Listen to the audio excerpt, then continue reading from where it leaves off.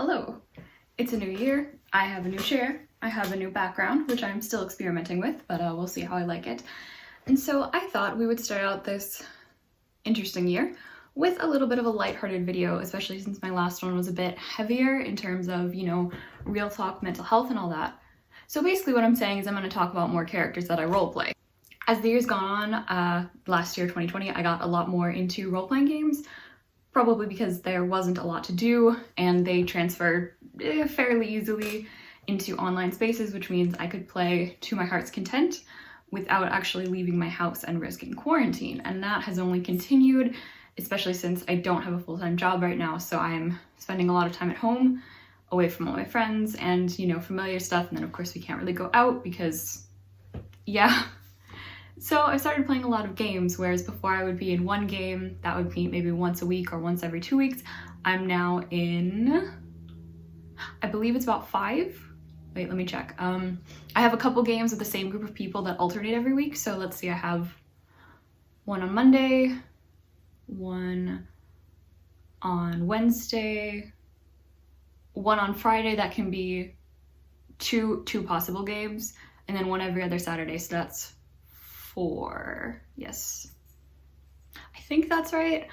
I'm going to be introducing 5 characters in this because I actually do, basically I'm in an online D&D stream that streams every other Saturday. So there's one tonight when I'm filming this, but obviously you guys won't see it until, you won't see this video until tomorrow, but I will post the link to his Twitch so you can watch all the recorded streams. We also upload them onto YouTube, which is pretty great. It started out as an online tournament where we had a lot of people, but the number slowly dwindled until we got into a more regular campaign. But in that game, I switch off between 2 characters, so I will be introducing both of them here, and then I'll just go through a couple other ones that I am playing or will play in the future, so I hope you guys like it.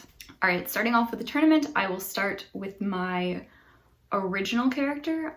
So when we made this tournament, I basically just threw together a bard because I never played a bard before and I thought it would be fun. I didn't really know what to expect in a tournament D&D style thing, which was basically a large group of people who would get into smaller groups and then fight a monster. We've moved on into more story-based elements now, but back then that's what it was. So I created Belle, the non-binary ex-circus performing current tightrope walking tiefling bard. That is their full intro. Which is a little bit hard to say, but very entertaining. I do a southern voice for them, and they somehow became the mom of the group. I'm not entirely sure how, because I didn't create them to be in any way responsible. If anything, I created them to be very suspicious, but maybe it's just my natural personality coming out, I don't know. But they are the mom of the group, also the sheriff of the group, also the character I've played that has broken the game 3 times. Clearly I am beloved in this group. No. But I really enjoy playing them.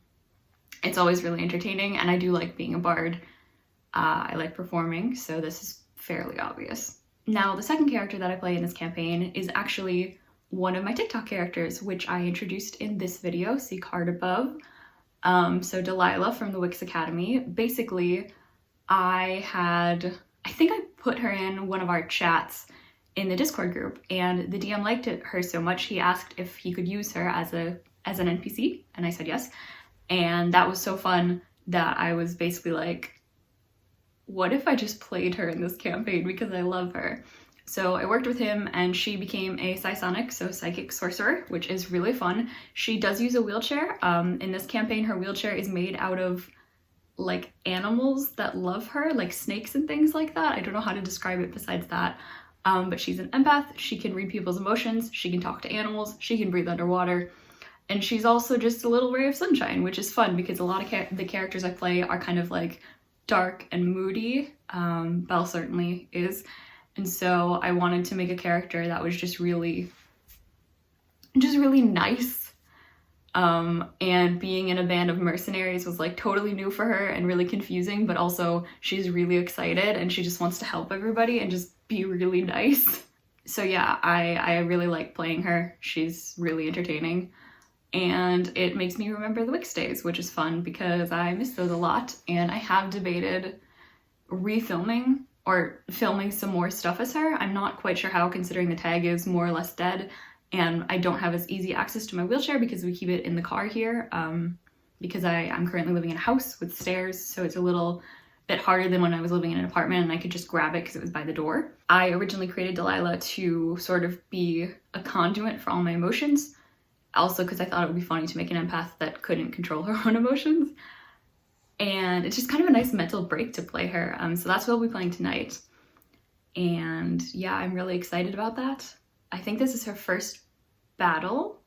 Yeah, because we met her when we were underwater. And then we did a whole murder mystery thing, which I loved. I will link that video. I adored it. And that was super fun, but it didn't have any fighting. So I think this is the first time she'll be in a fight. I'm sure she'll panic, but I will enjoy it. So the next character is one that I haven't played yet, but have had made for some time.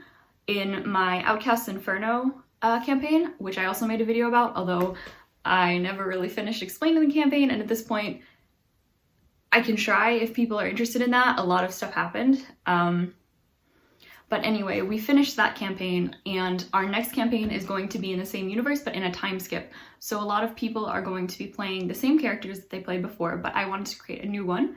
So I created Iz, who is an autistic wizard who really, really likes fire and history. So she's sort of a fangirl of the group of people who were in the Outcast Inferno group. And now she gets to work with them, which is really exciting. She's also constantly high. Just like, yeah, 100% all the time. So I'm really excited to play her. Again, I was kind of feeling a little bit burnt out from like the angsty sad characters because Maeve was so angsty. And that's partially why I wanted to retire Maeve.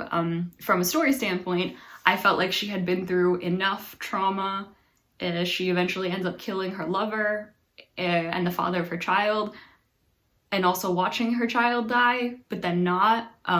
So basically, I just thought she needed a nice break and a lot of therapy and time to live with her daughter. So I thought it would be nice to retire her. That's not to say she won't come back in one-shots or things like that. I'm sure she will, because I do adore playing her, and Rogue Warlock is really fun to play.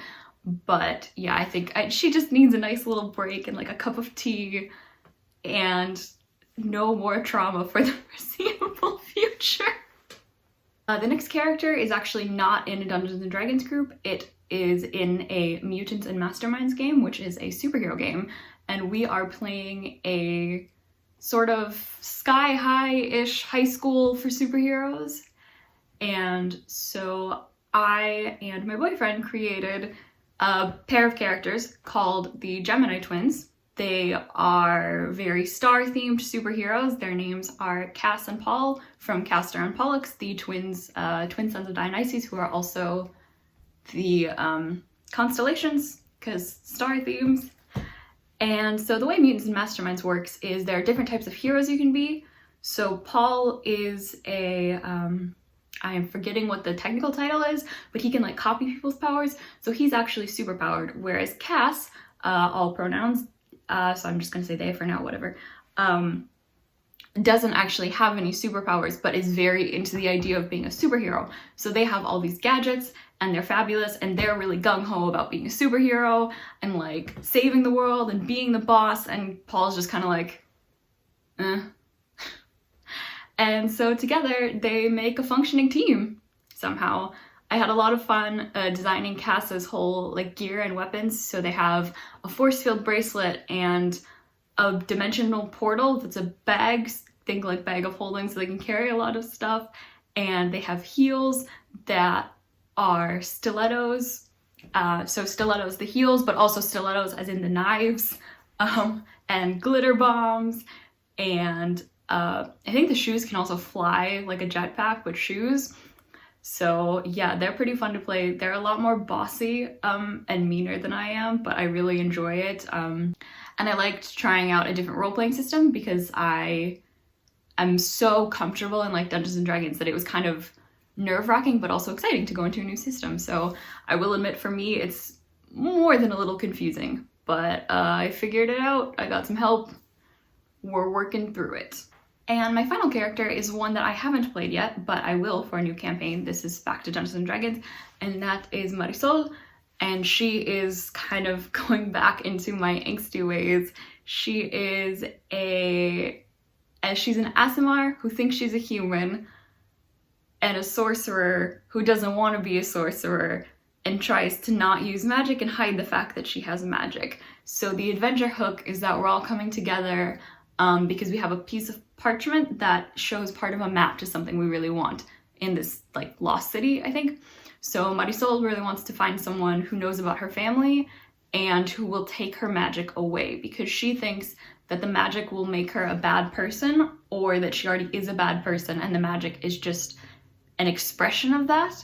And so she wants that to be rid, because she wants to go back to being who she was, which was the sort of protector of this village. She killed monsters, things like that, but without magic. She was just the sort of folk hero. I mean, that's literally her background. She's a folk hero. And so she wants that to be taken away. And so my hope for her is that she'll be able to figure out that having magic isn't a bad thing, and she'll learn more about her family, because obviously she doesn't. I had her as an orphan who would just assume she was human, even though you can pick fun characteristics sometimes. And so one for her was that when she sleeps, she looks like a corpse, but she just didn't realize that this was something that other humans didn't do or like didn't look like. So, and I guess nobody commented on it.